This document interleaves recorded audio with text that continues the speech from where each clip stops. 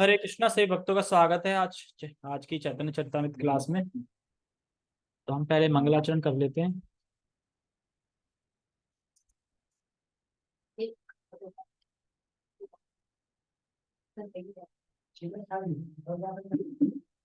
ओम अज्ञानतिमिरान्धस्य ज्ञानञ्जनशलाकया चक्षुरुन्मीलितं येन तस्मै श्रीगुरुवे नमः।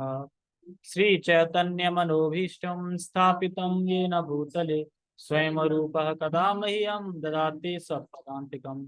वन्देऽहं श्रीगुरु श्रीयुतापदकमलं श्रीगुरून् वैष्णवांश्च श्रीरूपं साग्रजातं सहगणरघुनाथान्वितं तं सजीवम् साद्वैतं सावधूतं परिजनसहितं कृष्णचैतन्यदेवं श्रीराधा कृष्णपादान् सहगणललिता श्रीविशाखान्विशाञ्च।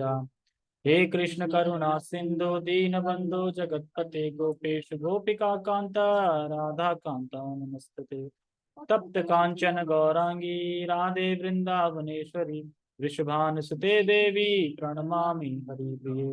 वाञ्छाकल्पतरुभ्यश्च कृपा सिन्धुभ्यैव च पतितानां पावनेभ्यो वैष्णवेभ्यो नमो नमः। जय श्री कृष्णा चैतन्य प्रभु नित्यानंद श्री अद्वैत गदाधर श्रीवासादि गौर भक्तवृंद। हरे कृष्णा कृष्णा कृष्णा हरे हरे हरे राम राम राम हरे हरे। रामाय रामभद्राय रामचंद्राय वेदसे रघुनाथाय नाथाय सीताय पते नमः। नमो विष्णुपादाय कृष्णपृष्ठाय भूतले श्रीमते भक्ति वेदांत स्वामिने इति नामिने। नमस्ते सारस्वते देवे गौरवाणी प्रचारिणे निर्विशेष शून्यवादी पश्चात देशकारिणे। हरे कृष्णा। तो आज का दिन बहुत शुभ दिन है और आज के दिन क्या हुआ था, बहुत स्पेशल चीज, बहुत स्पेशल डे है और बहुत कुछ आज के दिन से ही शुरुआत हुई है। ठीक है, तो आज के दिन हमें क्या करना चाहिए? तो आज के दिन हमें कोई भौतिक संसारी कार्य नहीं करना चाहिए और ना ही कुछ भौतिक चीजें मांगनी चाहिए। आज के दिन हमें भगवान की भक्ति करनी चाहिए और स्पिरिचुअल डिजायर करनी चाहिए और मटेरियल डिजायर नहीं करनी चाहिए।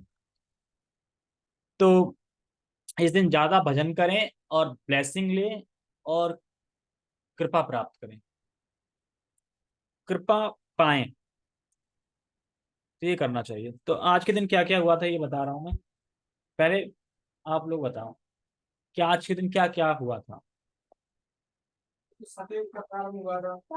आम, अन्य सब हुआ था। बाद में अन्य क्या थी, बाद में आएगी, और क्लास कर रहे हैं। हाँ बनाना चालू होता से।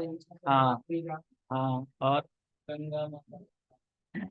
हाँ गंगा माता का प्राकट हुआ था। अगर तुम बताओ एक आध, तो एक आध बताओ, और भी चीजें हैं। हाँ?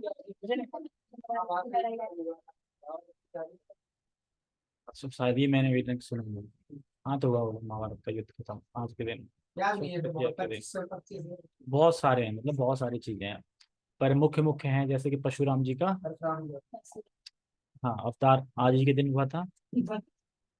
नहीं कह रहे।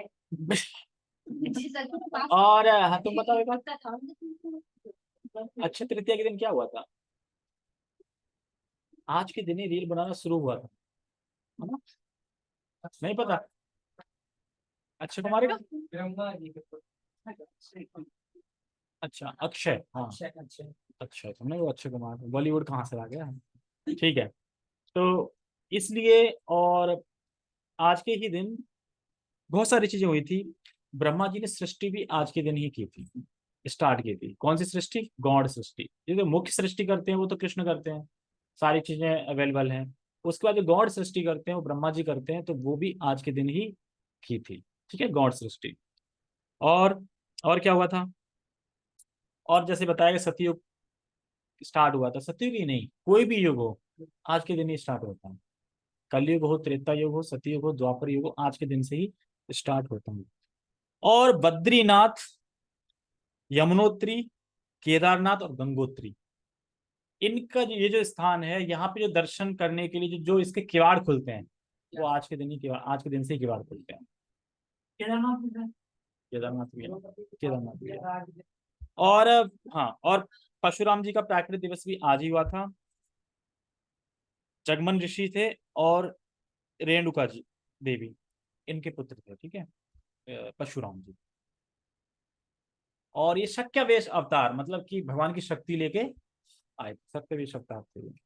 और क्या हुआ था, वृंदावन धाम में जो बांके बिहारी हैं, उनके चरणों के दर्शन आज ही के दिन होते हैं। इसलिए आज वहां पे, इसीलिए तो मेला जुड़ा था पहले से ही, इसीलिए तो मेला जुड़ा था।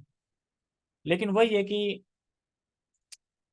अकेले हैं तो चलिए चले जाओ, पर फैमिलीज में अंदर घुसना ना बड़ा मुश्किल है, तो इसीलिए वहां रोड से ही दंडवत कर लो उनको भाई, इस तरीके से करते। हाँ, अकेले भी हैं, उसमें घबरा जाते हैं, इसमें मन बहुत जल्दी हो जाता है भीड़ को देखकर।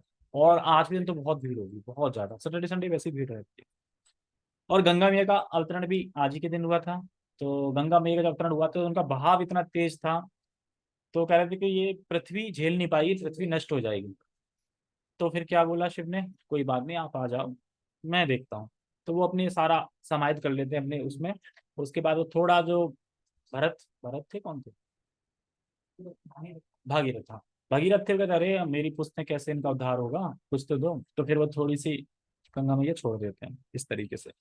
और क्या होता, आज ही के दिन कुबेर जी को देवताओं को खंचानी या ट्रेजर बोलते हैं ना, खंचानी बनाया गया था देवताओं का। चंदन यात्रा शुरू होती है आज के दिन से ही। तो आज के दिन भगवान के जो दिव्य रूप है उस पे चंदन लगाया जाता है आज के दिन से, ठीक है, जाता है। और ये जो वैशाख के महीने पे, तो वैशाख का महीना चल रहा है ना अभी, और वैशाख के महीने पे भी इसलिए तुलसी महारानी को बूंद बूंद जल दिया जाता है कि ताकि सूखे ना। सुबह शाम देंगे, दिन में तो सूखी रहेंगी ना, तो एक एक बूंद से क्या है कि डालना भी नहीं है पानी, और वो भीगी भी रहेंगी। इस तरीके से बना लो, ऐसा करके 4 डंडे से बीच पे वो लटका दो, और लटकाने के बाद, हाँ लोहे का हो, हाँ छेद करके उसमें रुई लगा के आप तुलसी में रख दो, इस तरीके से। हाँ, स्टैंड आता है ना, हाँ ऐसा कर सकते हैं। और क्या हुआ था, इसी दिन सूर्य देव ने अक्षय पात्र दिया था। किसको दिया था, डायरेक्ट द्रौपदी को नहीं दिया था, किसको दिया था, क्यों दिया था, क्यों दिया था? ये खाने के लिए भैया। हाँ, तो सर हाँ बताओ ना, बताओ, नहीं पता तो और बताओ, किसी पता है अक्षय पात्र क्यों दिया था, मतलब क्यों युधिष्ठिर जी ने अक्षय, मतलब कि उनकी उपासना करी जिससे प्रसन्न होकर उन्होंने अक्षय पात्र दिया। तो सबसे पहले देखो, युधिष्ठिर महाराज ने तपस्या करी थी क्योंकि वो वन में थे। अब वन में ऋषि वगैरह जो आएंगे तो उनको भोजन कैसे खिला पाएंगे, मतलब भोजन भी खिलाना है, सारी व्यवस्था भी करनी है ना। तो उसके लिए उन्होंने तपस्या करी थी। फिर सूर्यदेव प्रकट होकर उन्होंने अक्षय पात्र दिया था।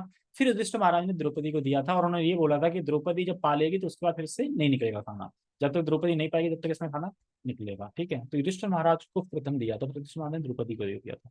डायरेक्टली द्रौपदी को नहीं दे, द्रौपदी तपस्या कर रही हो फिर प्रसन्न होकर दे दिया, इस तरीके से नहीं था। आज के ही दिन, यानी इस दिन अन्नपूर्ण देवी का प्रकट हुआ था। अन्न जो आया था ना, तो अन्न देवी भी आज ही के दिन प्रकट होती है धरती पे। तो सोचो आज के दिन कितनी सारी चीजें हो रही हैं, तो इसीलिए आज के दिन हमें भक्ति ज्यादा करनी चाहिए। वैसे कुछ लोग अक्षय तृतीया के दिन ना सोना खरीदते हैं ताकि सोना भरा रहे हमेशा घर पे। अरे सोना तुम कितना ही भर लो, तुम्हारे किसी काम का है, 10 साल बाद तुम तो चले जाओगे। देखो मटेरियल जो भी चीजें होती हैं वो कितने साल के लिए है। अगर मान लो कोई इंसान मेरा फ्यूचर भी सोचता है, तो 10 साल, 20 साल, 30 साल, 40 साल, मैं इतना ही सोचता ना ये, इसके बाद का कोई फ्यूचर सोचता है, कोई नहीं सोचता, कौन सोचता है। तो ये तो खत्म हो जाएगा, तो बाद का फ्यूचर सोचना, फ्यूचर भी सोचना, बाद सोचो मैं धाम जाना है, मुझे भगवान की सेवा करनी है, ये सोचो। तो सोना चांदी नहीं खरीदना चाहिए, हमें भगवान की स्पिरिचुअल डिजायर करनी चाहिए, और भगवान की भक्ति करनी चाहिए, नाम जप करना चाहिए, ये सब चीजें करनी चाहिए। और 11वां नंबर है, आज के ही दिन भगवान जगन्नाथ जगन्नाथ की रथ यात्रा के लिए जो रथ है उसको बनाना स्टार्ट किया था। अब आज से बनाना स्टार्ट करेंगे तब जाके वो बन पाएगा फिर। और हाँ, नंबर 12 की जो सिंहाचलम है, सिंहाचलम के अंदर नरसिंह देव भगवान है, तो नरसिंह देव के ऊपर बहुत सारा चंदन लगाया जाता है, पूरे साल भर वो लगा रहता है। वो चंदन सिर्फ आज के ही दिन हटाया जाता है, मतलब आज के दिन ही नरसिंह देव के वैसे दर्शन कर सकते हैं बढ़िया वाले।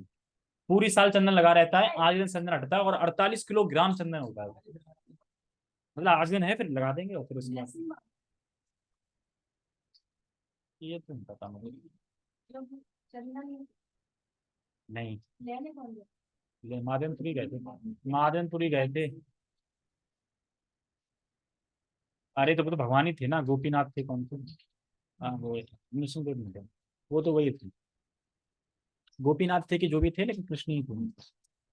और नंबर 13, आज के ही दिन प्रभुपाद ने इस्कॉन से पहले किस चीज की स्थापना करी थी, कोई बता सकता है? पहले किस चीज की स्थापना करी थी झांसी में? इस्कॉन से पहले रजिस्ट्रेशन किया था किसी नाम का, वो चंद इससे पहले, इस्कॉन से पहले। हाँ कुछ राधा का नाम से वो चलता। हाँ राधा मेमोरियल था वो, लेकिन ले लिया। हाँ माता ने ले लिया था, लेकिन नाम क्या था उसका? League of devotee, league of devotee, league of devotee नाम की पहले ही रजिस्ट्रेशन कराया था प्रभुपाद जी ने, लेकिन वो चला नहीं, फेल हो गया जो भी है उसके। और उससे प्रभुपाद जी ने सीखा सारा कि बिजनेस जब हम करते हैं कुछ चीजें तो उसमें क्या कठिनाई आती है, क्या तपस्या होनी चाहिए, क्या करना चाहिए क्या नहीं करना, जब सीखा उसके बाद देन अगेन जो फिर स्पिरिचुअल जो पूरी संस्था बनी है वो इस्कॉन है। इस्कॉन तो बाद में यूएसए से चले गए थे, तब है ये झांसी में first of league of devotee. कई प्रभुपाद जी की लीला में पढ़ेंगे ना, तो उसमें साफ साफ ये भी चली नहीं थी ना, मतलब ये फिर वो वहां से स्टेशन खत्म हो गया था फिर। लीग ऑफ डिवोटी अभी भी अगर आप प्रभुपाद जी के उसमें जाओगे ना, रूम में, वृंदावन, तो वहां पे देखोगे पूरा रखा है लीग ऑफ डिवोटी का, पूरा लिखा भी है, पूरा है भी रजिस्ट्रेशन सारा है उसमें लीग ऑफ डिवोटी। वो राधा मेमोरियल था, राधा मेमोरियल नाम की बिल्डिंग थी, वो नाम का घर था, पर वहां पे जो कथा वगैरह जो चल रहा था वो लीग ऑफ डिवोटी रजिस्ट्रेशन कराया इस तरीके से, नाम से करा। उस नाम से। तो आज के दिन प्रभुपाद जी ने इस्कॉन से पहले लीग ऑफ डिवोटी को शुरू किया झांसी में। तो इससे पता लग गया कि किस प्रकार से ऑर्गेनाइजेशन चलानी चाहिए, किस प्रकार से क्या करना चाहिए, चलाना चाहिए। ठीक है। और नंबर 14, भगवान श्री कृष्ण अपने मित्र से मिले आज ही के दिन सुदामा से। सुदामा ने उधार चावल लेके उन्हें दिए, यानी अपने हक से ज्यादा दिया, मतलब इतना था नहीं फिर भी दिया। तो भगवान ने भी उन्हें दिया, लेकिन कितना दिया? कुछ भी नहीं दिया। और कब दिया? तब नहीं दिया क्योंकि नहीं तो नर्वस फील करते ना, तो मतलब मैं मांग नहीं आया था, इसका मतलब है ना, यही लगेगा ना किसी दे दे तो, कि मतलब दोस्ती नहीं है, मांगने आया था। तो फिर उनके बाद फिर उन्होंने सुदामापुरी बना दी थी। और 15 नंबर है नंद महाराज। तो नंद महाराज एक दिन योजना बना रहे थे कि प्रयागराज जाते हैं, वहां पे स्नान करके आएंगे। तो जब भगवान सुनते हैं, कृष्ण सुनते हैं, तो कह रहे हैं कि बाबा आप कहाँ जा रहे हो, ऐसा करो अब कल जाना, आज मत जाओ, कल जाना। तो अगले दिन देखा कि प्रयागराज, जब वो जगते हैं मतलब देखते हैं, तो प्रयागराज स्वयं वृंदावन में। तो वो कहते हैं प्रयागराज तुम यहाँ कैसे हो? अरे पूछो मत, लोग आते हैं और सारे पाप मुझे पटक देते हैं। ठीक है, सारे पाप तो मेरे पाप बहुत हो जाते हैं, मैं अपने पापों को खत्म कैसे करूं? इसलिए मैं सिर्फ अक्षय तृतीया के दिन जो प्रयागराज है वो पूरा सारे तीर्थों को लेके उठ के आ जाता है वृंदावन धाम में, ताकि सारे उसके पाप खत्म हो चुके। तो इसलिए इस अक्षय तृतीया के दिन नहाना, नंद सरोवर नहीं, उसको कौन सा सरोवर है वो, नंद महाराज के घर के बाहर है नंद सरोवर, हाँ नंद सरोवर है। तो यही नंद सरोवर है जो पावन सरोवर नाम से जानी जाती है। इसी में वो प्रयागराज मतलब यहाँ पे आए थे, मतलब पूरे तीर्थों को लेके। तो सोचो कितना सोचो है। आज आते तो फिर आज तो हिसग्रीव समग्री जी का संग मिलता है ना, कथा श्रवण करने का टाइम मिलता है, जहाँ आते भी पीछे लग जाते हैं। अब जो होता है ठीक ही है, वो भी भगवान ने दिया है गाड़ी का, जो भी है। अब जो 8-8 घंटा सोए वो कैसे सोते हैं? मैं भी सोया हूँ। ऐसा नहीं, अगर रात को लेट सो तो फिर पूरा दिन गड़बड़ा जाता है, फिर अजीब सा लगता है। या तो वहीं सो जाओ तो ठीक है, ओके। और इसी दिन प्रयागराज मतलब सारे तीर्थों को साध लेके वृंदावन धाम आए, और यहाँ पे आके कृपा लेते हैं धाम की, नंद महाराज की कृपा लेते हैं, नंद महाराज से कृपा लेते हैं, धाम की कृपा लेते हैं। तो सोचो वृंदावन धाम की क्या महिमा है, हम सोच भी नहीं सकते। तो हमें भी कृपा की याचना करनी चाहिए। हमें भी पाप को, पाप है ना, जो पाप है, पाप का जो लोड उठाया है, इसका क्षय हो जाए, ये कृपा करनी चाहिए कि अब जो भी पाप हैं, अब आज का दिन क्या है, अक्षय तृतीया, तुम्हारे पापों का क्षय हो जाए और भक्ति का क्षय हो जाए। अगर भक्ति मिल जाए तो भक्ति का तो भक्ति अक्षय होती है स्वयं में, तो भक्ति कभी खत्म नहीं होती, भगवान का नाम ये कभी क्षय नहीं होता इनका, इसलिए अक्षय। तो इसी दिन यहाँ हाँ, इसी दिन महाभारत भी लिखी गई थी बाय गणेश। 1 लाख श्लोक थे। देखो देवलोक में तो बहुत सारे श्लोक होते हैं, 10 लाख, 1 करोड़, लेकिन अपने भारत में जो है, मतलब अपनी धरती में है जो ब्रह्मांड में, वो कितना है, 1 लाख श्लोक का महाभारत है। वो भी किसने लिखा था, गणेश ने, आज ही के दिन। इसलिए आज का दिन इतना पवित्र है, आज के दिन हमको जो भी करें वो अच्छे हो जाता है। अब भी बोला अच्छा हो जाता है, तो फिर हम मटेरियल चीज करेंगे तो वो भी अच्छे हो जाएगी। मटेरियल चीज तो क्षय होने वाली होती है ही, वो कभी शाश्वत नहीं सकती। अच्छा मतलब कि ऐसी चीज कमाओ जिसका कभी क्षय ना हो, तो भक्ति ही है, तो भक्ति करनी चाहिए। तो आज दिन सांसारिक चीज नहीं मांगनी चाहिए, प्रभु से भक्ति मांगनी चाहिए। ठीक है, अब हम थोड़ा बहुत चर्चा कर लेते हैं अपना।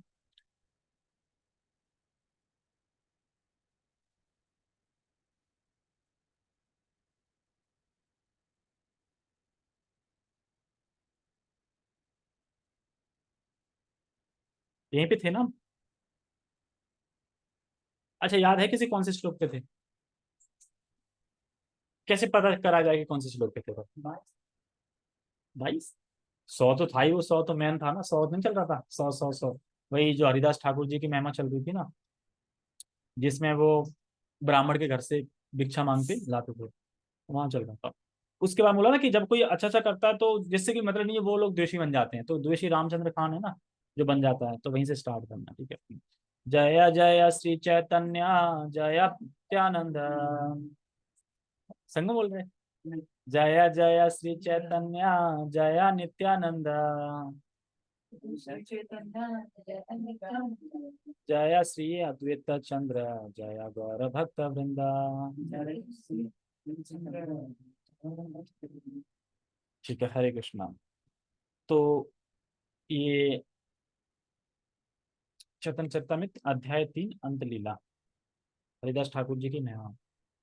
से देशाध्यक्ष नाम रामचंद्र खान, वैष्णव विदेश से पाषांड प्रधान। से ही मतलब एक था, रामचंद्र खान नामक एक व्यक्ति उस जिले का जमींदार था। वह वैष्णवों से द्वेष रखता था, अतः वह बहुत बड़ा नास्तिक था। देखो, नास्तिक है इसीलिए वैष्णवों से द्वेष रख रहा है। अगर भगवान को मानेगा तो फिर वैष्णवों से द्वेष नहीं रखेगा, तो भगवान को मांग रहा है तो फिर भगवान को अगर मान रहा है तो भगवान के जो भक्त हैं उनको भी मानेगा फिर, है ना। तो इसीलिए कह रहे जो भगवान को नहीं मान रहा वो नास्तिक, वैष्णवों को नहीं मानेगा फिर मानेगा ही नहीं कुछ। हरिदास लोके पूजे सहित न पारे, तारा अपमान करिते नाना उपाय करे। हरिदास लोके पूजे, हरिदास को लोग पूजा कर रहे हैं, लोग पूज रहे हैं, लेकिन ये वो सह नहीं पा रहा है, सहते ना पा रहे। तार अपमान करते नाना उपाय, तो उसका अपमान करने के लिए, उसका पतन कराने के लिए, गिराने के लिए वो नाना प्रकार के उपाय सोच रहा है, क्या करूं क्या करूं। हरिदास ठाकुर को जिस तरह से सम्मान प्रदान किया जाता था, उसे ना सह सकने के कारण रामचंद्र खान ने उनका अपमान करने के लिए नाना प्रकार की योजनाएं बनाई। कौने प्रकारे हरिदासेर छिद्र नाही पाया, वैश्यागणे आने करे छिद्र उपाया। उसने काफी सारी चीजें देख ली, पर वो कहीं से देख नहीं पा रहा था कि कहाँ मैं क्या करूं, मतलब कि इसका जो असम्मान हो रहा है उसका असम्मान करने के लिए। लेकिन वैश्यागणे, जो वहां की वैश्या थी, वैश्यागणे आने करे छिद्र, वैश्या का एक उसे उपाय दिख रहा था। ये क्या होगा। हम्म। किंतु उसे किसी भी उपाय से हरिदास ठाकुर के चरित्र में कोई दोष नहीं मिल सका। तो यही होता है जैसा बता रहा था ना उस दिन, कि हरिदास ठाकुर जो शुद्ध भक्त होते हैं उनमें कोई दोष ढूंढने से भी नहीं मिलता। वो ढूंढ रहा था ना क्या उपाय ढूंढूं, इसमें कहीं मिल ही नहीं रहा, चरित्र चरित्र में कोई दोष ही नहीं मिल रहा है इनके। कहीं चरित्र में दोष मिले तो उंगली उठाएगा ना, देखो इसमें ये कर रहा है, लेकिन मुझे दोष ही नहीं मिल रहा था, क्या करें। अतएव उसने स्थानीय वैश्याएं बुलाई और वह हरिदास की पवित्रता को श्रेयहीन करने की योजना बनाने लगा, लेकिन वो भी भक्त बन जाएगी। ये होता है शुद्ध भक्त का संग से। यह तो नास्तिक पुरुषों की विशेषता है, किंतु तथाकथित धर्मविदों, साधुओं, फकीरों, सन्यासियों तथा ब्रह्मचारियों में भी कृष्ण भावनामृत आंदोलन के अनेक शत्रु हैं। अब देखो हो नहीं जाते हैं शत्रु, जब भी इस्कॉन के बहुत शत्रु हैं। अगर तुम निंदा देखने लग जाओ ना यूट्यूब पे, दुनिया भर की मिलेंगी, और वो कहीं ना कहीं फेमस होना चाहते हैं इस्कॉन के नाम से। अब नहीं हो रहा है तो इस्कॉन की बुराइयां मतलब ढूंढ के उसी पे टैग करके बनाने लगो, तो उससे भी तुम्हारे लाइक बढ़ जाएंगे, वो सब्सक्राइब बढ़ जाएंगे, उससे फेमस हो जाओगे। लेकिन उसमें मेन नाम इस्कॉन का आ रहा है इसीलिए फेमस हो रहा है, वैसे नहीं हो रहा है। तो ये तो मिलेंगे ही मिलेंगे, जहाँ चीज अच्छी चल रही होगी ना वहां लोग बुरे होंगे ही होंगे, जो सदैव उसमें दोष निकालने का प्रयास करते रहते हैं। वे इस पर विचार नहीं करते कि श्री चैतन्य महाप्रभु की कृपा से यह आंदोलन स्वमेव अग्रसर हो रहा है, क्योंकि महाप्रभु चाहते थे कि इसका प्रसार विश्व के नगर नगर तथा गांव गांव में हो। हम महाप्रभु की इच्छा को पूरा करने का प्रयास कर रहे हैं ना। जो जो जो हरिनाम संकीर्तन कर रहा है वो किसके मिशन में कार्य कर रहा है? चैतन्य महाप्रभु मिशन में कार्य कर रहा है। ठीक है, सैनिक है, कार्य कर रहा है, क्योंकि आंदोलन उन्हीं का है, गांव गांव नगर नगर फैलाना है। और हम हरे कृष्ण कीर्तन करते हुए जा रहे हैं तो उन्हीं के संकीर्तन को हम बढ़ा रहे हैं, उन्हीं के संकीर्तन को कर रहे हैं, हम तो निमित्त हैं खाली। और हमारा प्रयास काफी सफल रहा, काफी सफल भी रहा प्रयास, है ना? हाँ।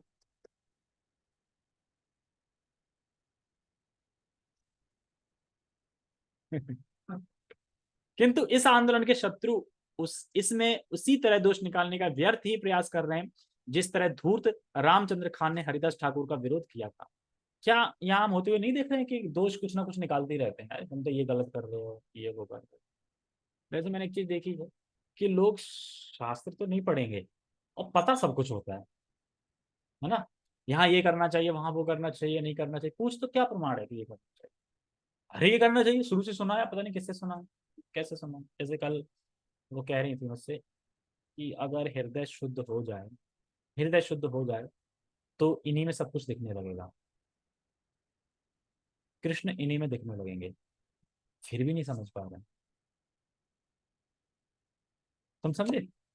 कृष्ण इन्हीं में दिखने लगेंगे, इसका मतलब क्या कहना चाह रहे हैं? कृष्ण की शरण में जाओ, एक्चुअली मैन तो कृष्ण है। अभी भी नहीं समझ पा रहे, कृष्ण राम सब दिख रहे हैं ना, तो मतलब करना क्या है फिर, अभी नहीं पता चल रहा। मतलब कुछ भी कह रही होगी ना, उनको कहने का मतलब है कि नागा नरी ही कृष्ण भगवान है। तो कृष्ण को भजो ना, तो कृष्ण को चलो ना। तो वो तो जो स्वयं कृष्ण खड़े हैं उनके पास तो क्या कृष्ण वो नागा नदी के रूप में हम उनको ही चाहिए, ये बोलती है रूप वो है पसंद, रूप वो पसंद।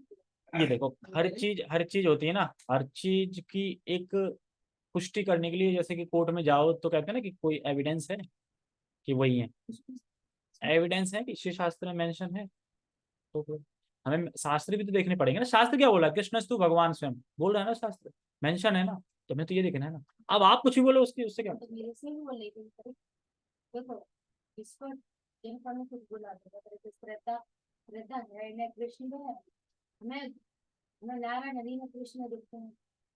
तो मैन कृष्ण की शरण में जाना है ना, वो कृष्ण नहीं है, कृष्ण उनके उनमें दिख रहे हैं, तो इसका मतलब वो ये कहना चाह रहे हैं ना कृष्ण की शरण में जाओ। मैं किसी और को दिख कई लोगों को देख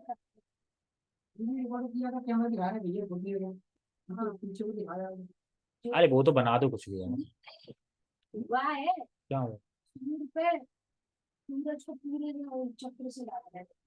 कहाँ डाल? वहाँ पे नहीं सच में आगे ना बात है नहीं तो धूप भी है, बारिश तो सिद्धियां होती है, हम कब मना करते हैं कि सिद्धियां नहीं होती, होती हैं सिद्धियां।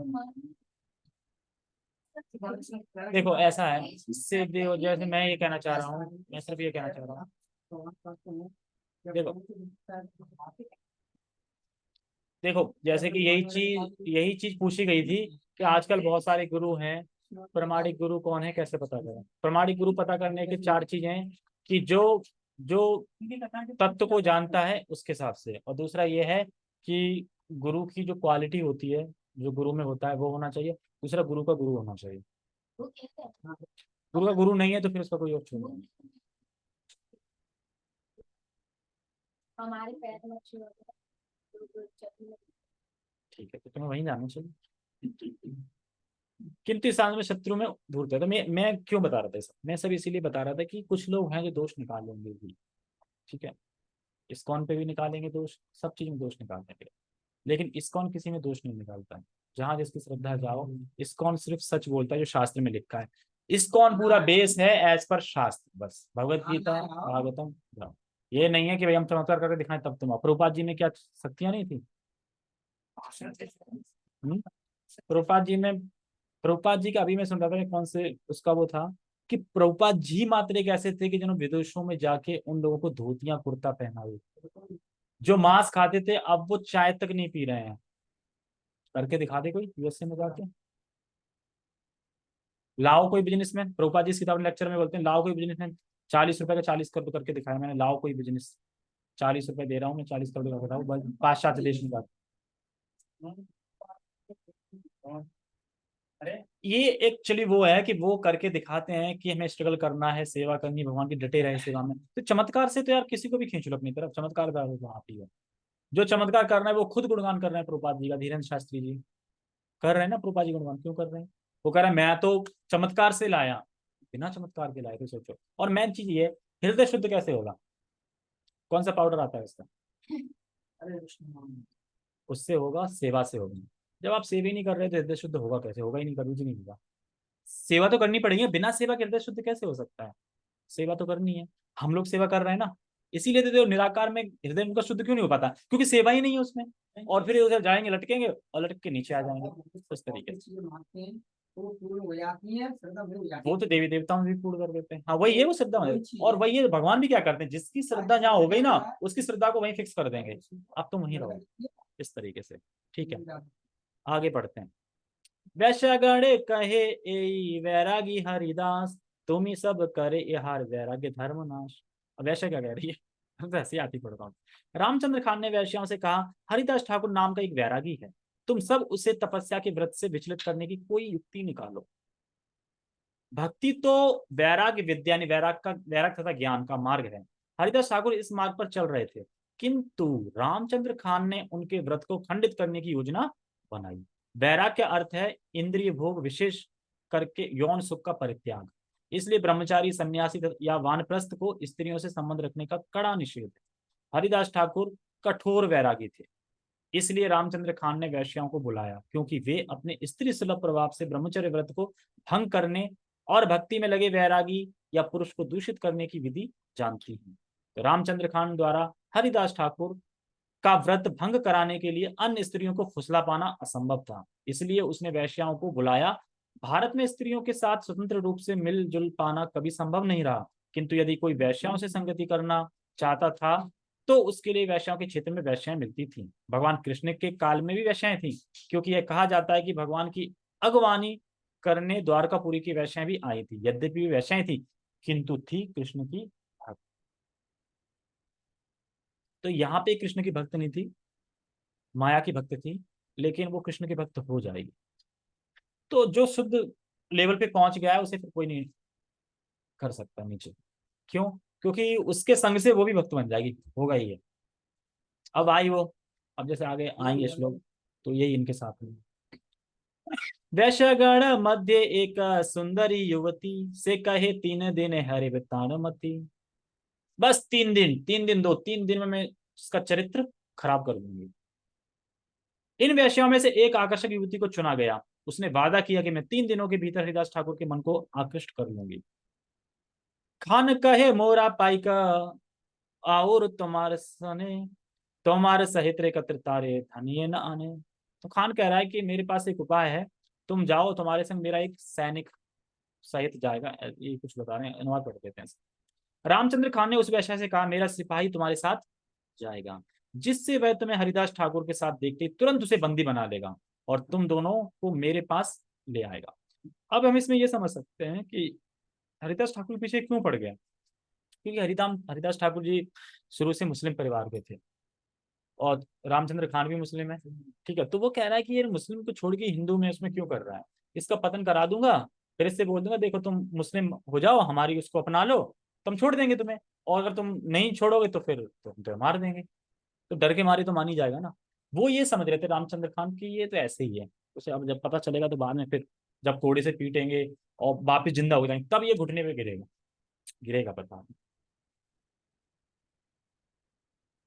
लेकिन वैश्या मना कर देगी। वैश्य कहे मोरा संग उक एक बार, द्वितीय बार धरित पाइक लो ई तुम्हार।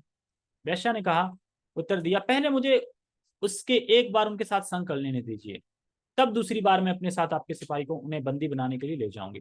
रात्रि काले से ही वैश्या सुवेश धरिया, हरिदास से वसाई गले उल्लासित होइया। रात में वह वैश्या खूब सज धज कर हरिदास ठाकुर की कुटिया में अत्यंत हर्षपूर्वक गई। तुलसी नमस्कारे हरिदास रे द्वारे आया, गोसारे नमस्कारे रहला दंड जा। तुलसी के पौधे को नमस्कार करने के बाद वह हरिदास ठाकुर के द्वार पर गई और उन्हें नमस्कार करके वहां खड़ी हो गई। अंग उठाया देखाई वसीला दुआरे, कहते लगेला किच्छु सुमधुर स्वरे।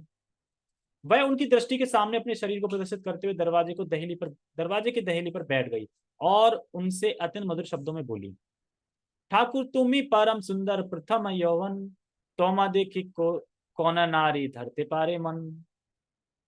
हे ठाकुर, हे महान उपदेशक, हे महान भक्त, अब बोल भी रही है महान भक्त, आपका शरीर अति सुगठित है और आपके यौवन का शुभारंभ अभी ही हो रहा है। आपको देखने के बाद ऐसी कौन सी स्त्री होगी जो अपने मन को वश में रख सके। तोमार संगम लागी लुब्ध मोर मन, तोमा ना पाइले प्राण नाया धारण।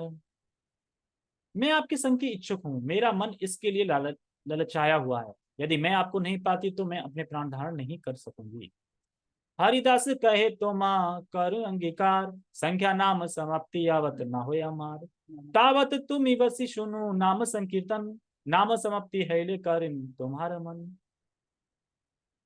हरिदास ठाकुर ने उत्तर दिया, मैं तुम्हें अवश्य अपना लूंगा, किंतु तुम्हें तब तक प्रतीक्षा करनी होगी जब तक मैं अपनी जपमाला में अपनी निर्धारित जप समाप्त न कर लूं। उस समय तक कृपया बैठो और पवित्र नाम जप का श्रवण करो। जो ही मैं नाम जप समाप्त कर लूंगा मैं तुम्हारी इच्छा पूरी करूंगा। ऐते सुनी से ही वैश्या वसिया रहिला, कीर्तन करे हरिदास प्रातः काला होइला। कीर्तन करते करते सो गए हो गए, वो बैठी रही सो गई वो, सुना कुछ उसने ना। यह सुनकर वे वैश्या वहीं बैठी रही और हरिदास ठाकुर भोर होने तक जपमाला पर जप करते रहे। प्रातः काल देखी वैश्या उठिया चलिला, सब समाचार आई खाने कहिला। जब उस वैश्या ने देखा कि सुबह हो गई तो वही उठी और चली गई। रामचंद्र खान के पास आकर उसने सारा समाचार बतलाया। आज यामा अंगीकार करी आछे वचने, काली अवश्य ताहार संगे हुई वसंग में। आज हरिदास ठाकुर ने मेरे साथ संग करने का वचन दिया है, कल निश्चय ही मेरा के साथ संग होगा। और दिन रात्रि हैले वैश्य आइला, हरिदास तारे बहु आश्वास करैला।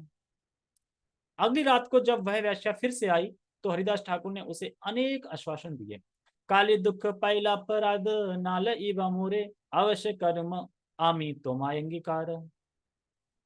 कल रात को तुम्हें निराश होना पड़ा, कृपया मेरा अपराध क्षमा कर दो, मैं अवश्य तुम्हें स्वीकार करूंगा। तावत इवावाशी सुनु नाम संकीर्तन, नाम पूर्ण है पूर्ण होवे तुम्हारा मन। कृपया बैठो और तब तक हरे कृष्ण महामंत्र का जप सुनो। जब तक मेरा नियमित जप पूरा नहीं हो जाता तब तुम्हारी इच्छा अवश्य पूरी हो जाएगी। तुलसी रे ताके वैश्या नमस्कार करी, द्वारे वासी नाम सुने बोले हरि हरि। तुलसी के पौधे को तथा हरिदास ठाकुर को नमस्कार करके वह द्वार पर बैठ गई। हरिदास ठाकुर को हरे कृष्ण मंत्र का जप करते सुनकर वह भी हे मेरे प्रभु हरि, हे मेरे प्रभु हरि का उच्चारण करने लगी। बस 2 बार में संग हुआ और संग से ही बन गई। तात्पर्य, यहाँ स्पष्ट देखा जा सकता है कि एक वैष्णव किस तरह दिव्य युक्ति से पतित आत्मा का उद्धार करता है। एक्चुअली उस वैश्या का हरिदास ठाकुर जी उद्धार कर रहे थे, उस पतित आत्मा का। यह वैश्या हरिदास ठाकुर को दूषित करने आई थी, किंतु उन्होंने इस वैश्या का उद्धार करना अपना कर्तव्य समझा। जैसा कि स्पष्ट दिखाया गया है, उद्धार की विधि अत्यंत सरल है। वह वैश्या श्रद्धा तथा आदर पूर्व हरिदास ठाकुर के सानिध्य में आई, जिन्होंने स्वयं हरे कृष्ण महामंत्र के जप द्वारा उसके भौतिक रोग को दूर कर दिया। यद्यपि उस वैश्या का कुछ और ही निष्कृष्ट उद्देश्य था, किंतु वह किसी तरह वैष्णव के सानिध्य में आई और हरि हरि का उच्चारण का अनुकरण करके उसने उन्हें तुष्ट कर लिया। निष्कर्ष यह है कि वैष्णव की संगति, भगवान के पवित्र नाम का कीर्तन तथा तुलसी अथवा वैष्णव को नमस्कार करने से मनुष्य दिव्य भक्त बन सकता है। इस तरह उसका भौतिक क्लेश पूर्णतः धुल जाता है। तुलसी देवी और वैष्णव इनका संग मिल जाए तो उद्धार हो जाता है। जैसे कल हम पढ़ रहे थे ना कि एक क्षण भर का भी भक्त का संग मिल जाए ना तो वो कृष्ण भक्त बन जाएगा। अगर जब तक वैष्णव संग नहीं मिला है तुम कितना भी अपने स्वधर्म करते रहो, वर्णाश्रम करते रहो, भक्त नहीं बन सकते, कृष्ण की प्राप्ति नहीं हो सकती जब तक कि भक्तों का संग नहीं होगा। तो भक्तों का संग होना अनिवार्य है। ठीक है, बाकी हम पढ़ेंगे 123 श्लोक से पढ़ेंगे हम नेक्स्ट सैटरडे, नहीं नेक्स्ट संडे। हरे कृष्णा। जगत गुरु शिल प्रभुपाद की जय, चैतन्य चैतन्य चैतामृत की जय, हरिदास ठाकुर की जय, हरे गौर प्रेमानंदे। हरे कृष्णा।